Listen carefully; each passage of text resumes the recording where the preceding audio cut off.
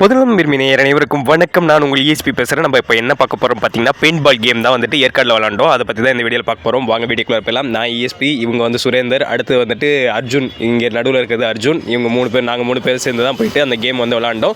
இப்போ வந்து கேம் விளாடும்போது என்னென்னா ரெட்டு ப்ளூ அப்படின்னு சொல்லிட்டு வந்து டீம் பிரிச்சுப்பாங்க. அதுக்கு முன்னாடி உங்கள்கிட்ட வந்துட்டு ஒரு ஃபார்மில் வந்து சைன் வாங்கிடுவாங்க. இங்கே வந்து அடிப்பட்டாலோ எது வந்தாலும் நிர்வாகம் பொறுப்பு இல்லை அப்படின்னு சொல்லிட்டு. ஏன்னா பெயிண்ட் பால் வந்துட்டு 200 கிலோமீட்டர் ஸ்பீடில் வந்து ட்ராவல் பண்ணணும் பால். அதனால் மேலே வந்து படும்போது வலி அடிப்படும். அதனால் வந்துட்டு அவங்க முதல்ல வந்து ஃபார்மில் வந்து சைன் வாங்கிடுவாங்க. இந்த வாங்க நாங்கள் மேட்ச் ஆட ஆரம்பிச்சிட்டோம். அதுக்கப்புறம் வந்துட்டு என்ன சொன்னாங்கன்னா, ரொம்ப பக்கத்தில் இருக்கும்போது ஷார்ட் ஹேண்டில் இருக்கும்போது யாரையும் சுடாதீங்க, கொஞ்சம் தள்ளி போங்க அப்படின்னு சொல்லியிருந்தாங்க. அதனால் நாங்கள் தள்ளி நின்று விளாண்டோம்.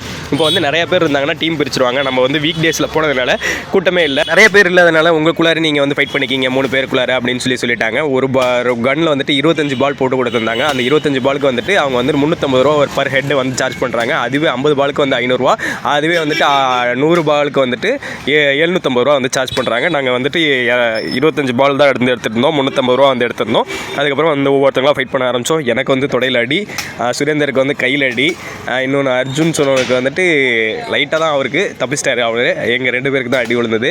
அதுக்கப்புறம் வந்துட்டு நல்லா இருந்தது. ஒரு நாள் கழித்து அந்த வழியெலாம் வந்து போயிடுச்சு. அந்த ஒரு சின்ன பிளாக் மார்க் மாதிரி தழும்பு மாதிரி இருந்தது, அது போயிடுச்சு ஒரு நாளில். அதனால் நீங்கள் வந்து பெயிண்ட் பால் வந்து விளாடும் போது கொஞ்சம் ஜாக்கிரதையாக வந்து விளாடுங்க. ஈஸியாக இருக்குன்னு நினைக்காதீங்க.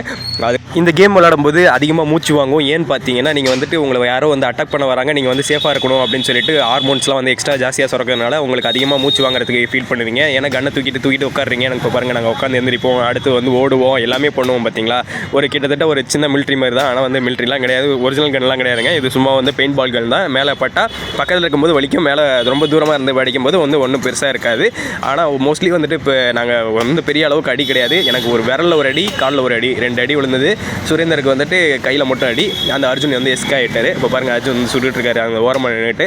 அவர் வந்து சேஃப் சைடில் வந்துட்டு விளாண்டதுனால வந்து தப்பிச்சிட்டாப்பில். நாங்கள் தான் வந்து மாட்டிக்கிட்டோம். எங்கள் 2 பேருக்கு மட்டும்தான் அடி, பெருசாலாம் ஒன்றுங்க இல்லை. அடுத்த நாளே வந்து சரியாயிடுச்சு. அதனால் வந்துட்டு நீங்கள் முடிஞ்ச அளவுக்கு நீங்கள் பெயிண்ட் பால் கேம் விளாட போகிறீங்கன்னா ஒரு சேஃப் சைடில் வந்துட்டு விளாடுங்க. ரொம்ப பக்கத்தில் நிற்காதீங்க. நாங்களாம் எவ்வளோ தூரம் தள்ளி நிற்கிறோம்னு பார்த்துங்க. இதே மாதிரி நீங்கள் வந்து ட்ரை பண்ணணும்னு நினச்சிங்கன்னா உங்கள் ஃப்ரெண்ட்ஸோட போய் வந்து ட்ரை பண்ணி பாருங்கள். ஒவ்வொரு ஏரியாலையும் வந்துட்டு இப்போ வந்துட்டு இதெல்லாம் வந்துட்டு நல்ல கேம் நல்லா தான் போயிட்டுருக்கு. நீங்கள் வந்துட்டு நாங்களும் ட்ரை பண்ணணும் தான் ஃபஸ்ட்டு வந்து இந்த கேம் வந்து ட்ரை பண்ணியிருக்கோம்.